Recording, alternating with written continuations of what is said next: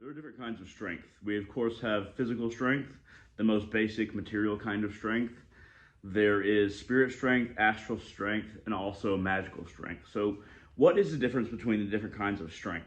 Physical strength is obviously something we're all familiar with, but let's talk about spiritual strength. I'm talking about dealing with the spirit, the life force within you.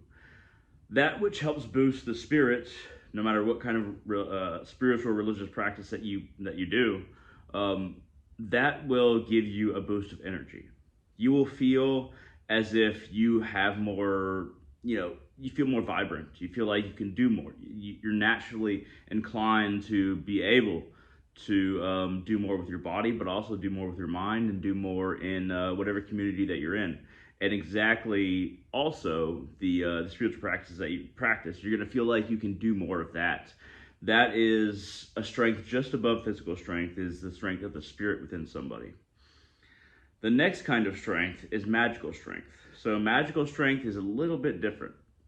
It has to do with a strength that wells up within you that you can direct at something else. Now, the spirit, when we have spiritual strength, you cannot direct it. It is something that you innately have within yourself and that you can use, but you can't direct it. So magical strength you can direct to a variety of different, spells, sigils, imaginations, creations. No matter how much strength that you put into something, if you have a lot of spiritual strength, it's going to act as a really good fuel for whatever kind of magic you're doing. I say magical strength because there's not really a good word for it. You can call it prana, but that's not quite the same thing. Prana is more like spiritual strength, but it's magical strength is something that is just more known now than it was in the last 200 years. Individuals have been coming out and sharing their ideas, but also people are uncovering that magical strength, that magical ability within themselves. And we are welling up that strength within ourselves so that we can use it for whatever we decide to do along our magical or spiritual path. Now, astral strength. What is astral strength? So, there's a number of ways to look at this. The way that I'm going to look at it here is that astral strength is you are more connected and more close to your soul than people who have the other two kinds of strength only, or the other three kinds of strength only. You know how to use your soul as a conduit to the divine. You are able to, even if you die in this plane and you go to an astral realm, uh, heavenly astral realms, and before you go on to causal, then you don't necessarily need to do very much with your body, but you are directing your energy through your mind.